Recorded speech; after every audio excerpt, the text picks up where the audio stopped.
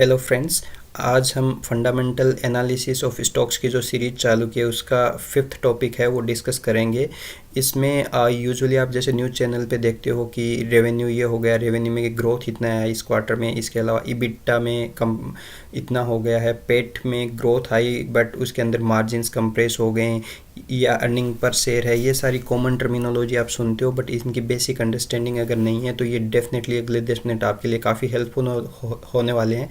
इसके अलावा अगर आपने और प्रीवियस 4 वीडियो चेक नहीं किए तो वो भी आप जाके चेक कर सकते हो। हमने बहुत ही बेसिक से और बहुत ही सिस्टमेटिक वे में इस सीरीज़ को चालू किया है। तो बिना टाइम खराब किए शुरू करते हैं। जैसे कि ये न्यूलैंड लेबोरेटरी का मैंने PNL ओपन कर रखा है, प्रॉफिट लॉस स्टेटमेंट होता है।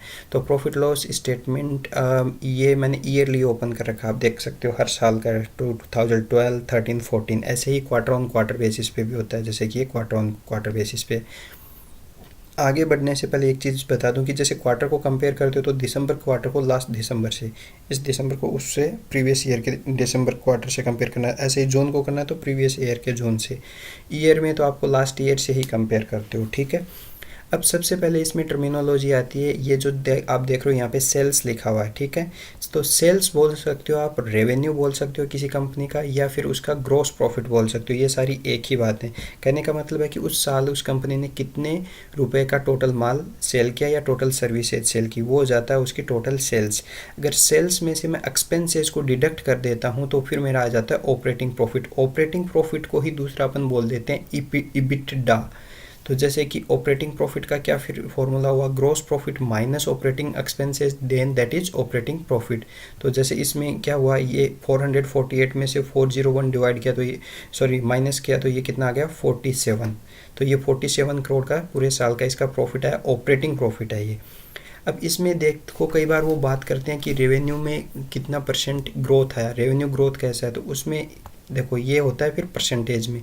क्योंकि इसमें क्या किया जाता है कि जैसे 2012 में इसने क्या किया 448 करोड़, अभी 461 करोड़, डिफरेंस कितना हुआ 13 करोड़ का। तो 13 करोड़ का जो डिफरेंस है उसको अगर डिवाइड कर दो प्रीवियस ईयर का, क्योंकि ये 448 पे ही तो इम्प्रूवमेंट है, तो 13 डिवाइडेड बाई 448 मल्टीप्लाइड बाई 100 तो वो आएगा 2.7%। जैसे अभी रिसेंट ईयर का ये TTM मतलब ट्रेलिंग 12 मंथ, अगर इसमें से इसको माइनस करोगे और फिर जो डिफरेंस आता है उसको डिवाइड करोगे किससे 1191 से, और उसके बाद उसको 100 से मल्टीप्लाई करोगे तो ये आ जाएगा इस साल का सेल्स का ग्रोथ।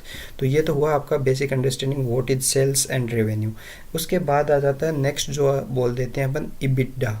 इबिटडा मतलब earning before interest, tax, depreciation and amortisation.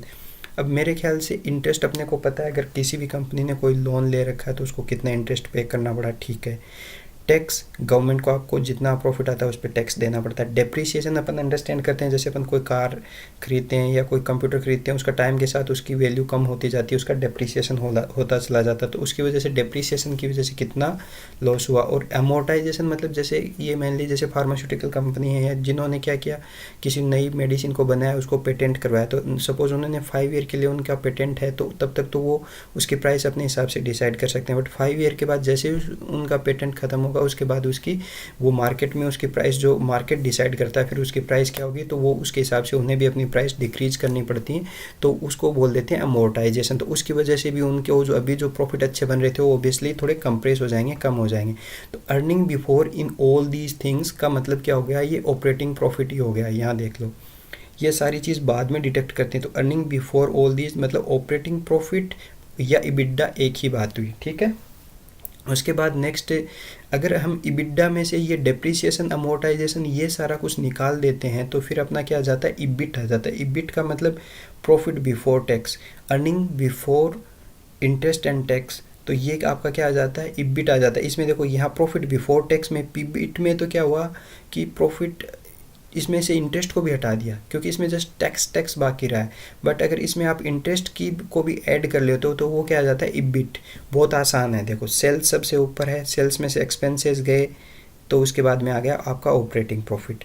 Operating profit में से क्या क्या चीज़ें कम होंगी, अगर आपने उसको ये जैसे उसमें एक कॉग्स टर्म मैं ज़्यादा ओवरलोड नहीं करना चाह रहा, कॉग्स में ले जाऊँ आपको अदर इनकम और उनसे फिर आप कंफ्यूज हो जाओगे, इसलिए अंडरस्टैंडिंग सिंपल रखने के लिए इसके बाद इबिट के बाद क्या आ जाएगा, ये है इबिटा। फिर इबिट में क्या आएगा, earning before interest and tax, जिसमें अभी तक आपने टैक्स को और इंटरेस्ट को कम नहीं किया, वो हो गया आपका इबिट। और अगर आपने सपोज इंटरेस्ट भी कम कर दिया, कंपनी ने कितना इंटरेस्ट दिया, तो उसके बाद आ जाता है आपका प्रॉफिट बिफोर टैक्स, उसको पीबिट बोल देते हैं ना। और उसके बाद में आपका उसमें से टैक्स कितना दिया, अगर उसको भी कम कर दोगे तो वो नेट प्रॉफिट आ जाएगा। नेट प्रॉफिट और प्रॉफिट आफ्टर टैक्स, जो पेट बोल देते हैं कई बार, ये PAT, तो वो प्रॉफिट आफ्टर टैक्स और नेट प्रॉफिट एक ही बात है। और जब नेट प्रॉफिट में आप उसके टोटल नंबर ऑफ शेयर्स को डिवाइड कर देते हो तो वो क्या आ जाता है आपका EPS। अब इसमें अगर आपको थोड़ा ये क्विक हो गया है तो वीडियो को पॉज करके देख सकते हो, आप रिवाइंड करके देख सकते हो, तो उससे आपकी अंडरस्टैंडिंग बढ़ेगी।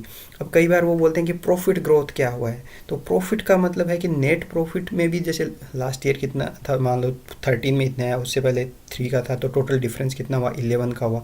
11 कितने पे, पहले 3 था, तो 11 डिवाइडेड बाई 3 मल्टीप्लाइड बाई 100, तो ये आ जाएगा अराउंड की 300% का इसमें प्रॉफिट ग्रोथ हुआ है, ऐसे जंप हुआ है। ऐसे ये कैलकुलेट करना है, मान लो लास्ट तो 317 में से ये डिक्रीज करो, ये माइनस करो, उसमें से उसको डिवाइड वापस इसी से करना है मल्टीप्लाई बाई 100, तो आपका क्या आ जाता है फिर ये प्रॉफिट में कितना ग्रोथ आ रहा है। जितना प्रॉफिट ग्रोथ आता है उतना ही EPS में ग्रोथ आता है। अब इसमें एक टर्म्स और आ जाती है, डाइल्यूटेड EPS क्या होता है, वो भी अगर धीरे धीरे अपन वो भी देख लेंगे, ज़्यादा टफ नहीं है, शुरू में हो सकता है थोड़ा ये आपको डिफिकल्ट रखे, टाइम के साथ बार बार इसको देखने से बहुत ईजी होता है, बहुत क्विक हो जाती हैं ये चीज़ें, जस्ट पेशेंस रखने की बात है।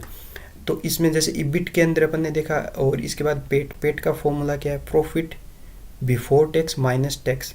यहाँ पे जो था अपना, ये देखो प्रॉफिट बिफोर टैक्स कितना था 1, अब यहाँ तो ये माइनस में, तो सपोज इसलिए आता है कि लास्ट ईयर अगर इनको लॉसेज हुए हैं तो वो आगे कैरी फॉरवर्ड कर सकते हैं, इस तरीके से इसको समझते हैं। जैसे 16 करोड़ का प्रॉफिट था, उसमें 12% इन्होंने टैक्स दिया, तो कितना 12% टैक्स देने के बाद टोटल नेट प्रॉफिट कितना रह गया 14, तो ये इनका नेट प्रॉफिट आ गया।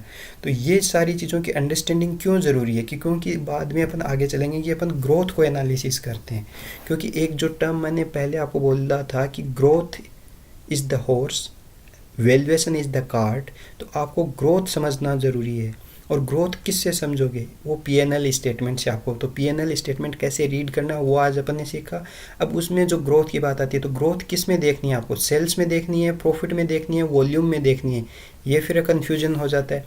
तो आपको सेल्स में भी ग्रोथ देखना पड़ेगा, वॉल्यूम ग्रोथ भी देखना पड़ेगा, और प्रॉफिट में भी ग्रोथ देखना पड़ेगा। अब सेल्स ग्रोथ क्या होता है, सेल्स ग्रोथ तो अपन ने समझ लिया। वॉल्यूम क्या ग्रोथ क्या होती है, जैसे कि अपन हीरो होंडा की बात करते हैं, अगर हीरो होंडा ने सपोज इस साल 1 लाख बाइक सेल की, तो और नेक्स्ट ईयर वो अगर 1,20,000 बाइक सेल कर रही है, तो इसका मतलब टोटल नंबर ऑफ बाइक्स कितने ज़्यादा बढ़ गए, उनके सेल जो कि वो 20% ज़्यादा बढ़ गए, तो वो हो जाता है वॉल्यूम ग्रोथ।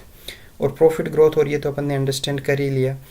तो क्योंकि ये सारी जब अंडरस्टैंडिंग होगी तभी आपको समझ में आएगा, ये जो नेक्स्ट चीज़ जो मैं ले रहा हूँ कि सेल्स में इनकी कंपाउंड 10 साल में कितनी सेल्स में कितनी ग्रोथ हुई है, प्रॉफिट ग्रोथ मतलब ये नेट प्रॉफिट या EPS की ग्रोथ वो कैसा है।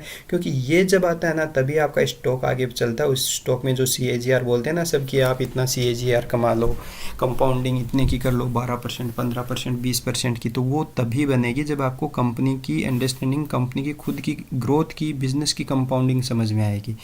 तो मेरे ख्याल से आज के लिए ये काफ़ी है। नेक्स्ट टॉपिक में अब फिर अपन कवर करेंगे कि मार्जिन्स क्या होते हैं, मार्जिन्स कंप्रेस कैसे होते हैं, एक्सपांसन कैसे होता है, ये सारा नेक्स्ट टाइम देखते हैं। Thank you.